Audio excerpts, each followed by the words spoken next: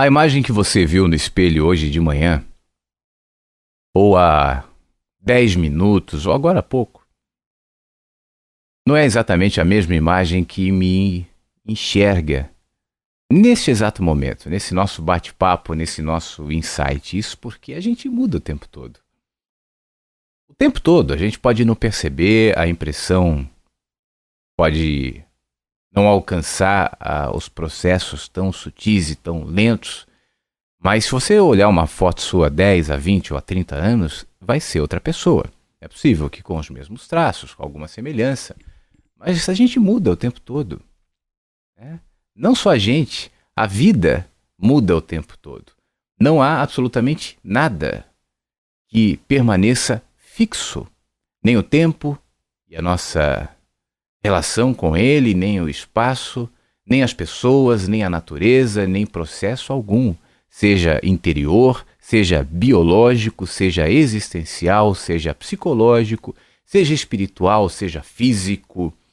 Tudo está em movimento, a Terra, nos seus movimentos de rotação, de translação, o mundo, o universo que se expande, que se retrai, aquilo que nos parece mais fixo, uma pedra, o chão, uma árvore, em processo de transformação contínuo, sutil, nas sutilezas variadas de cada espécie, mas todos se transformam, tudo muda, tudo é e deixa de ser, tudo nasce e deixa de viver, morre.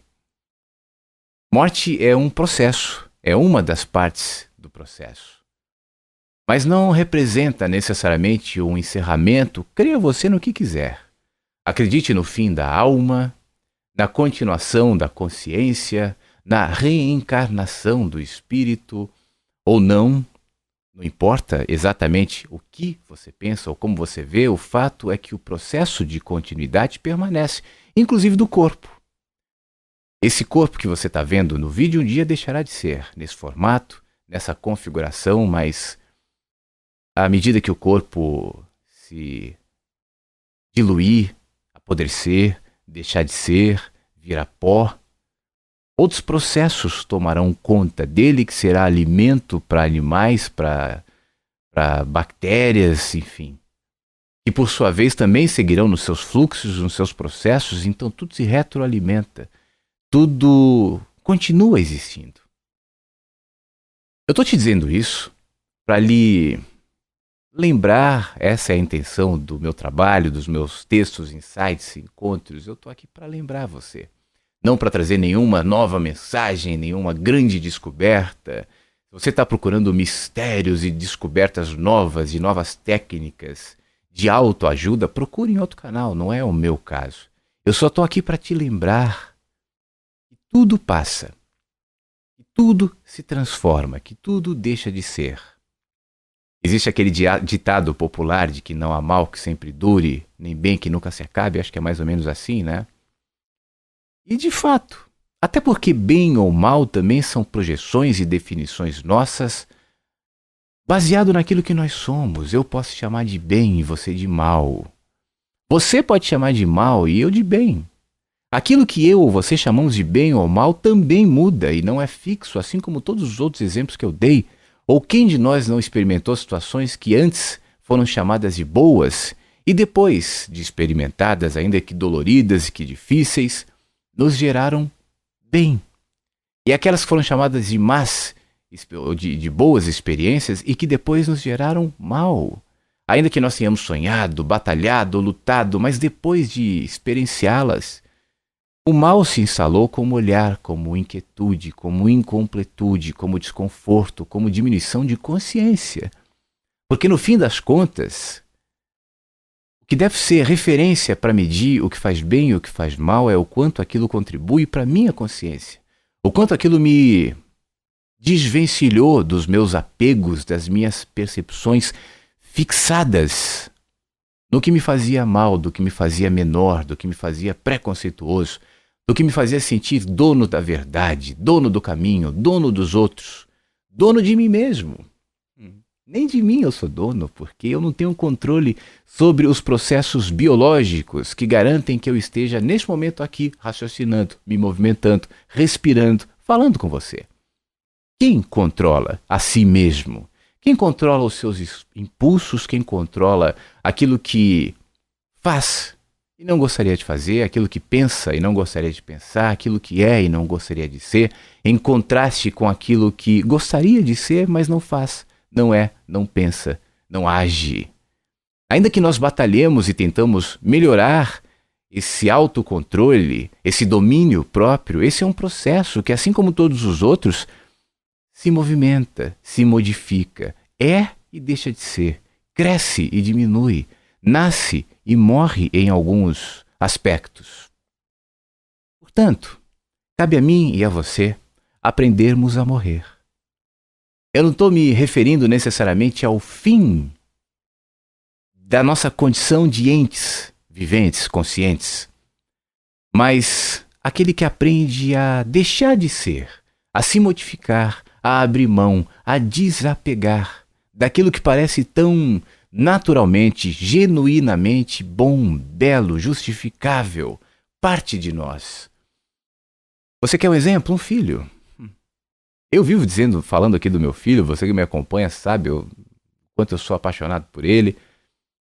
Mas eu crio meu filho para perdê-lo. Meu filho tem 11 anos, eu já perdi um pouco daquela criancinha que me abraçava o tempo todo, que queria ficar no colo, que vivia na minha cola. Hoje já não tanto. Ainda tem, mas hoje ele já está no mundo dele, que está crescendo. Os amigos dele, as situações dele. Não quer sair, não quer viajar. Faz parte da idade, eu estou perdendo, porque um dia ele será um homem. E é assim que eu quero que seja. E é para isso que eu o crio, para que ele seja um homem, independente, nos seus caminhos, nas suas escolhas. Eu crio meu filho para perdê-lo, porque um dia eu também não estarei mais aqui. E ele me perderá, pelo menos fisicamente. Apesar de esse também é um trabalho, uma preocupação, para que eu permaneça como consciência, como referência de amor, de cuidado, de olhar, de exemplo. Essa dinâmica de morte e vida está presente em todo o nosso caminho. E é por isso que na nossa vida física, a morte se instala tantas vezes como ameaça. Quem de nós se acostumou a ver a partida de um ente querido? Quem de nós se habituou com naturalidade a ver alguém morrer? Eu sei que em grupos, em sociedades como as indígenas, por exemplo, esse processo é até muito mais tranquilo, orientais algumas, do que o nosso. Ainda são esquizofrenizados por nossas percepções hedonistas, distorcidas, rasas, baseadas em poeira. Mas quem de nós aprendeu a lidar com a realidade da finitude, da completude, do fim de um processo, quanto mais nós que existencialmente somos seres eternos? Entes, consciências, viventes para sempre, que no agora se estabelecem como eternos.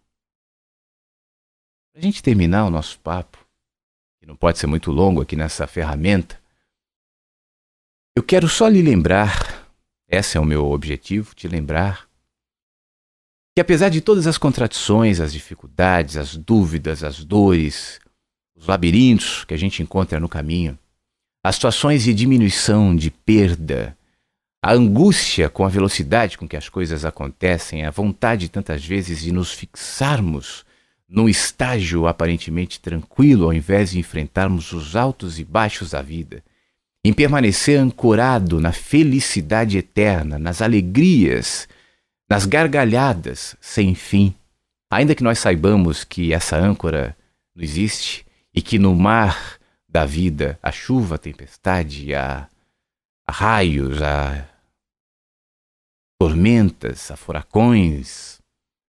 E cabe a nós aprendermos a morrer, a abrirmos mão daquilo que a gente considera nosso maior bem, nosso maior patrimônio, nossa maior virtude. Um dia tudo isso passa. Nossa intelectualidade, nossa sabedoria, nossa inteligência, nossa grana, nossa reputação. Tudo isso termina. E sobra aquilo que nós construímos dentro da gente. Aquilo que se transformou em consciência, em pacificação, em olhar, em perspectiva de vida, em simplicidade, em capacidade de amar. Se todos os teus processos te levarem a isso, então saiba, valeu a pena.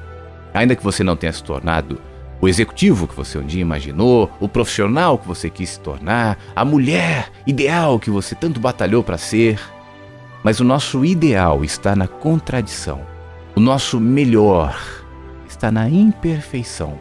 A nossa grandeza se estabelece na nossa pequenez, na nossa relatividade e na nossa capacidade de aceitar morrer um pouquinho todos os dias. De não agarrar essa vida passageira e fugaz na expectativa de que aquele que perde a sua vida ganha em compreensão, em simplicidade, em humildade, em amor, se aprofunda e se estabelece como consciência de mim mesmo, do próximo, da impressão, da sensação que vai desembocar na certeza de que todos nós somos vinculados, partes de uma coisa só. Seres viventes que existem em uma única dimensão, que nós chamamos de amor, e nossa percepção fragmentada, e nosso limite de compreensão, a nossa relatividade, nós chamamos de amor. É até aí que nós podemos entender, mas que se estabelece, que se desenrola como o chão da existência, das conexões, do crescimento e do desenvolvimento, como seres humanos, crescerão na mesma proporção como seres espirituais. É isso que eu quero passar para você hoje. Apegue-se. Aprenda a morrer. Porque morrendo um pouquinho, todos os dias, para as expectativas, os devaneios, para as projeções, para a autopiedade, para a autovitimização, para as reputações, para as impressões dos outros e de nós mesmos, aceitando morrer um pouquinho todos os dias, nós vamos, paradoxalmente, despertando para a vida que está em nós, que somos nós. Quanto mais eu aceito esse processo, mais eu enxergo, mais eu percebo, mais eu vivo. Um grande beijo para você e a gente se fala no próximo.